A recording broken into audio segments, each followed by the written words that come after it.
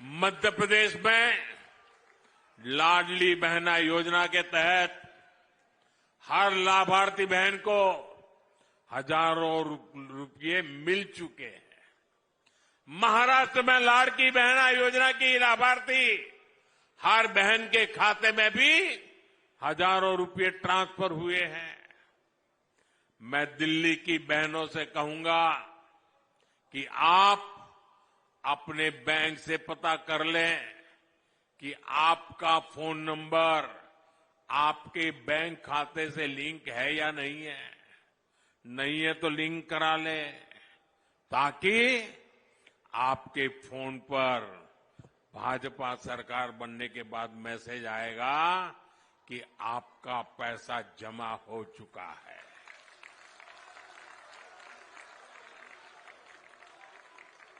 भाजपा सरकार की पहली कैबिनेट में ही बहनों के खाते में 2,500 रुपया जमा करने का फैसला क्लियर हो जाएगा। और ये मोदी की गारंटी है।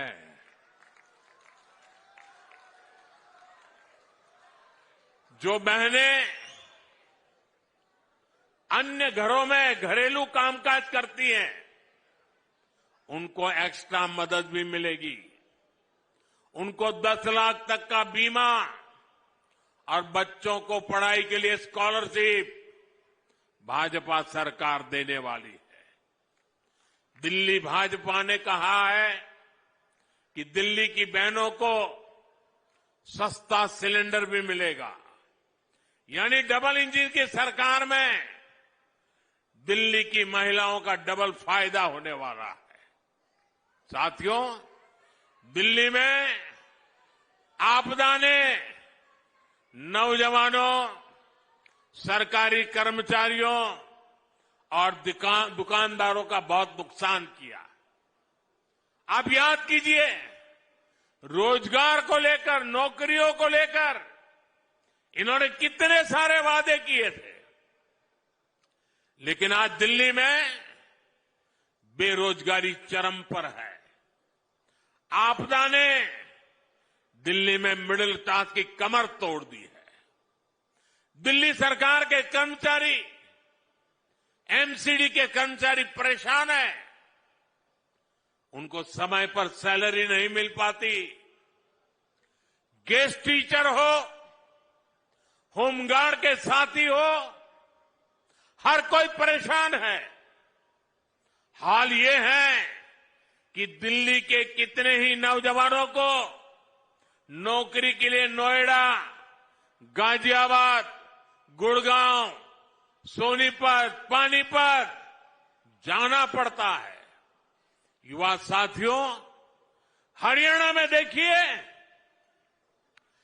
भाजपा सरकार ने बिना खर्ची, बिना पर्ची हजारों नौजवानों को सरकारी नौकरी देने का वादा किया था। सरकार बनते ही पहला काम हरियाणा की भाजपा सरकार ने यही किया। दिल्ली भाजपा ने लाखों सरकारी और प्राइवेट नौकरियों की घोषणा की है। ये भी तेजी से पूरी होगी। दिल्ली देहात में खिलाड़ियों के लिए अनेक संभावनाएं हैं। आपदा ने तो आपको स्पोर्ट्स यूनिवर्सिटी के नाम पर धोखा दिया है, लेकिन भाजपा सरकार यहां खिलाड़ियों के लिए उत्तम से उत्तम बेस्ट सुविधाएं बनाएगी। साथियों, भाजपा कर्मचारियों, व्यापारी, कारोबारियों, मिडिल क्लास के हर परिवार की हितैषी है। मिडिल क्लास को घर खरीदने के लिए भी भाजपा सरकार मदद दे रही है। अब दिल्ली के लाखों केंद्रीय कर्मचारियों, पेंशनरों के लिए भी बहुत बड़ी घोषणा भाजपा सरकार ने की है। केंद्र सरकार ने 8वां वेतन आयोग गठित करने का फैसला लिया है। इससे दिल्ली के हजारों परिवारों को सीधा फायदा होगा। साथियों, दिल्ली देहात में बड़ी संख्या में हमारे किसान परिवार भी रहते हैं। मैं आप सभी से भी कहूंगा कि आपदा ने जो योजनाएं रोकी है, किसानों के भलाई की योजनाएं रोकी है, उन सबका लाभ आपको, किसानों को भाजपा सरकार बनते ही मिलना शुरू हो जाएगा। जमीन से जुड़े जो भी मामले आपके हैं, कोई और समस्या है, उन सभी का समाधान हम मिलकर निकालेंगे। साथियों, कांग्रेस और आपदा दोनों अहंकार की पराकाष्ठा के प्रतीक है। ये आपदा वाले खुद को दिल्ली का मालिक बताते हैं, बहनों को कहते हैं कि वो उसका रक्षा कवच है।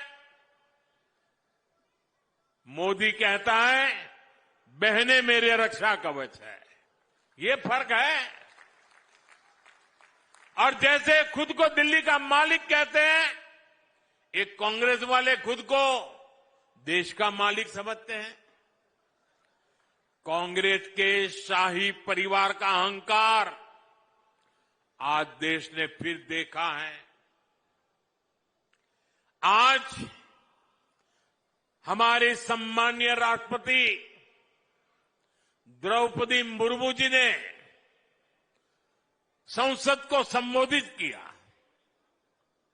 उन्होंने देशवासियों की उपलब्धियों के बारे में बताया, विकसित भारत के विजन के बारे में बताया। और हम समझे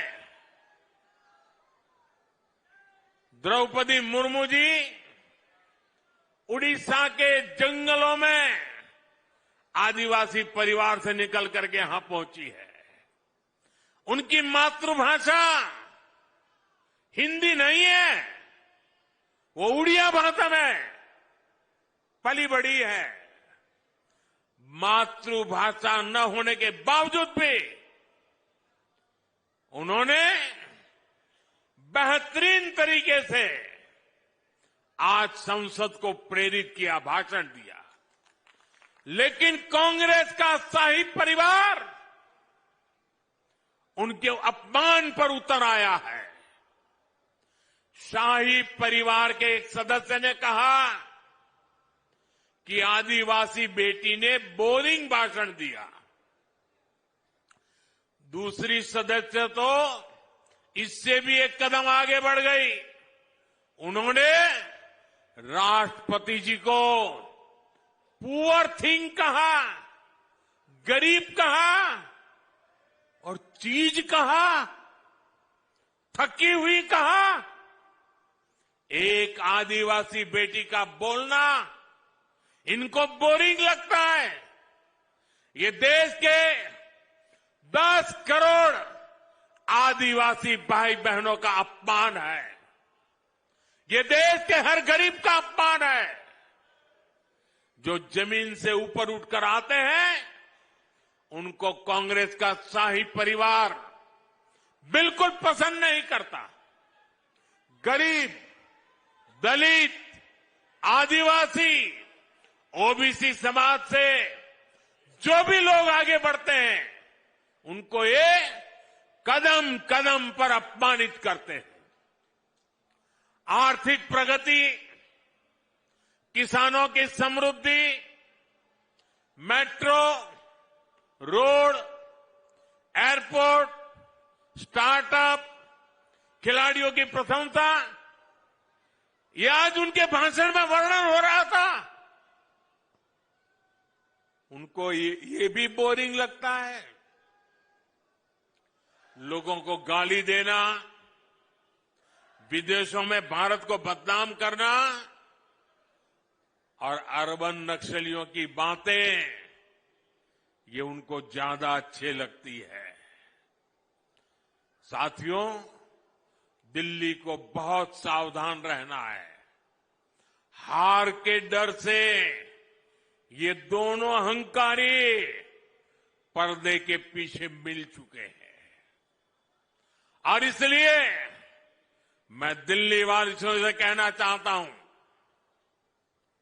मुझे आपकी सेवा करनी है। मैं आपके लिए समय देना चाहता हूं और मैं आपसे सिर्फ इतना ही मांगता हूं कि 5 तारीख को घर से निकल के भारी संख्या में पोलिंग बूथ पर जाइए, गाजे बाजे के साथ जाइए। 20-20, 25-25 लोग ढोल थाली बजाते बजाते जाइए, घंटी बजाते जाइए। ये लोकतंत्र का उत्सव है। पूरे दिल्ली में उत्सव का माहौल दिखना चाहिए और मुझे जो चाहिए, आप कमल के निशान पर बटन दबाइए। 5 फरवरी को कमल के निशान पर बटन दबाइए।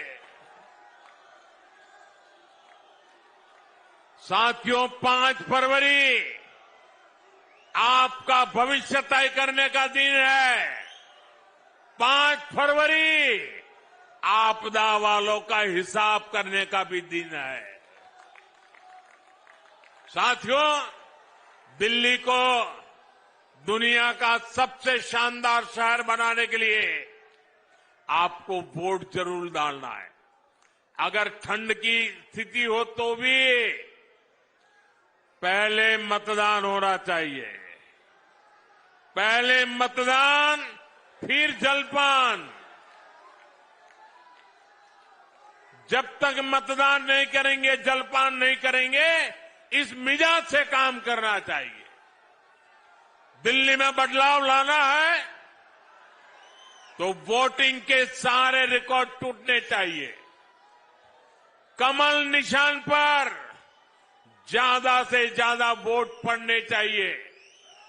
याद रखिएगा, आपदा नहीं सहेंगे, बदल के रहेंगे। आपदा नहीं सहेंगे, आपदा नहीं सहेंगे, आपदा नहीं सहेंगे। मेरा एक काम करेंगे आप लोग, मेरा एक काम करोगे? जरा हाथ ऊपर करके बताइए, करेंगे? आप जब लोगों को मिलने के लिए जाएं, घर घर जाएं और जरूर जाएं, और जाएं तो मेरी तरफ से कहना कि मोदी जी द्वारका आए थे। हर जगह पे तो जा नहीं सकते, लेकिन मोदी जी ने आपको प्रणाम कहा है। मेरा प्रणाम हर घर में पहुंचा देंगे, मेरा प्रणाम हर घर में पहुंचा देंगे। हर परिवार से मुझे आशीर्वाद मिलेगा, देश के लिए दौड़ने की नई ताकत मिलेगी।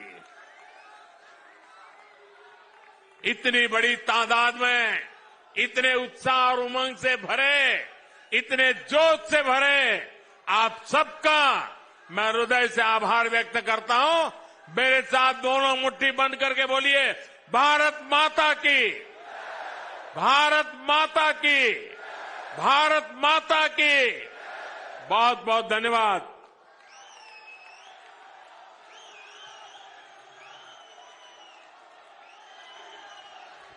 धन्यवाद, धन्यवाद आदरणीय प्रधानमंत्री जी।